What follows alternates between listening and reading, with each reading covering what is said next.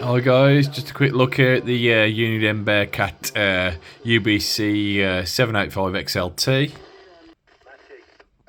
So it's on channel 19 UK. I've got it. I've got it in narrow FM. I don't know the bandwidth. It's sorry, the bandwidth on that. Yeah, the filter they use. I'm not sure the width on that. It just says narrow and wide. So.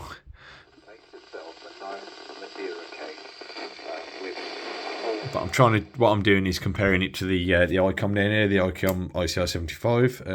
It's not.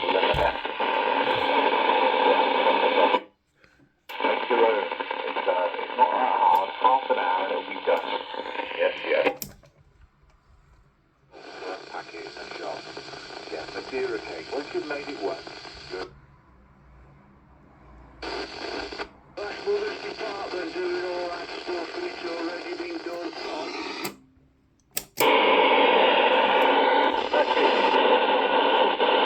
Do you know the difference between the good honey and the proper honey?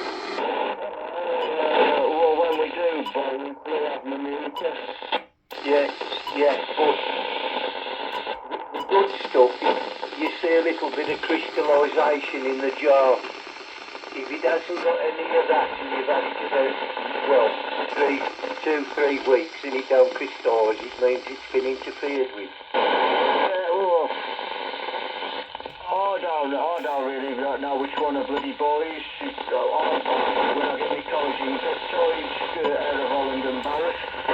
Do you know the other way to tell good honey from the second-rate honey? The amount of fucking stings you got up your arm. Oh my God. So, quick comparison there. It seems. The only way you find good, authentic, natural, unmessed with honey. I'm going now, you finally bloody put the straws back, the camel's back, I'm hungry. The squelch isn't great on the Icom, if I'm honest. It's got this little bit of squelch here between that first centre notch there, and the first notch there. Then it starts bringing on the S-meter squelch. Yeah. Do you not know where honey comes from? Cane bombs. I've got to put it to there. there. You don't know where honey comes from, Kev? I don't know, but he says he can't understand why I said the amount of stings that you get on your arm. Oh dear. You can hear the relays there, the relay inside. Sainsbury's. Just trying to decide what it wants to do. You know, it's not a great squelch for FM, if I'm honest. Very nice. Oh, honey, is it beef vomit? It's hard to get it in the right place. The Uniden, on the other hand, is like an electronic squelch. Morning, Lex. Is that the Icom? No, that is. Sorry, the Bearcat, yeah. This is a bit more variable, quite a bit more variable. I mean, it just baffles me. Better in your porridge oats in the morning. Better in the bin where it belongs. I mean, they sound very similar, to be honest. The speaker size is about the same. Sensitivity, I would say that the Bearcat's probably a bit more built for FM. The squelch tail's neater on it. The squelch is a better design, much more variable design. It's actually a better squelch than the SDS 100E or 200E, the digital newer equivalent to this. It's actually got a really nice squelch on this. I suppose it could be, but that's what you was thinking. Nice squelch, short squelch tail, and it just sounds really clean and crisp. And it's. I've never known people put honey on fucking grease nipples on a prop. Excuse the profanities there, but it is the channel 19, so go back to this one. As you can see, I think that's what he was referring to, Lee. Too much information this time in the morning. I would actually say that the volume, the audio's probably slightly better on this one.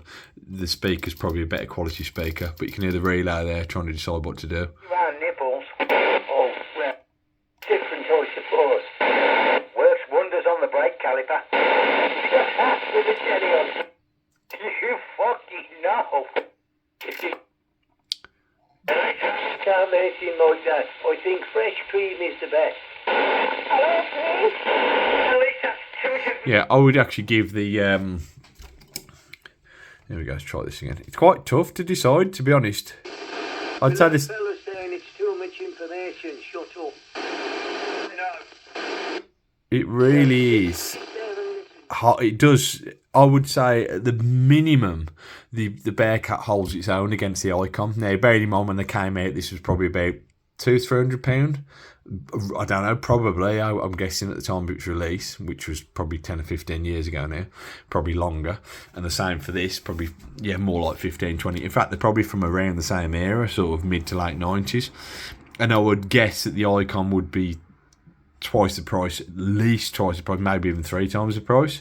So it's a classic Icom again, where and Uniden, to be honest, with Uniden scanners being a real high quality receiver on FM. Obviously it only does FM and AM, but I mean it really is, they're great, you know, they really are. I find them to be very good on a proper antenna, hooked up to a proper antenna. I really do find the Icoms to be the Bearcats to be in sort of holding their own against a radio that's three or four times the price.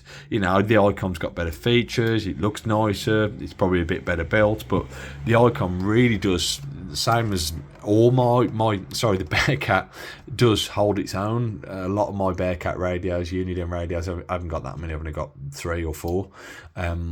They really do hold their own against the heavyweight sort of Icoms, and the Icom IC-R75XLT I keep banging on about. I've now sold because I wasn't impressed with it.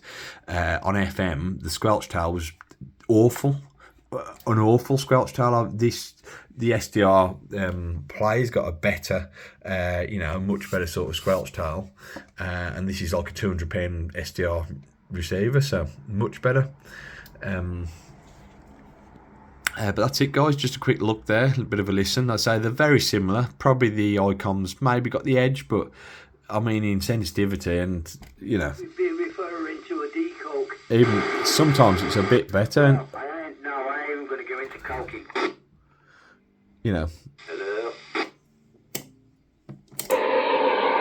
Well, you know what I'm saying. Oversized.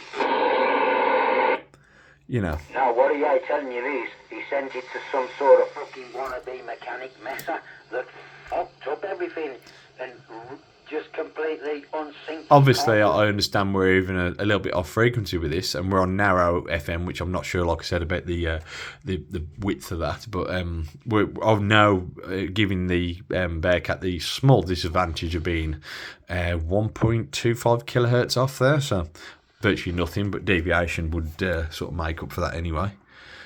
Depends on people's radios, obviously, but... Heat it up. Kill all the fucking goodness and nutrients and enzymes and antibiotics in it. Yeah, so you're wasting your time eating it. You're better off not buying honey. You're buy the good shit. Buy the good stuff. Or as Kev says, go and get it from the hive yourself. That's how you can tell the best honey from the shit honey.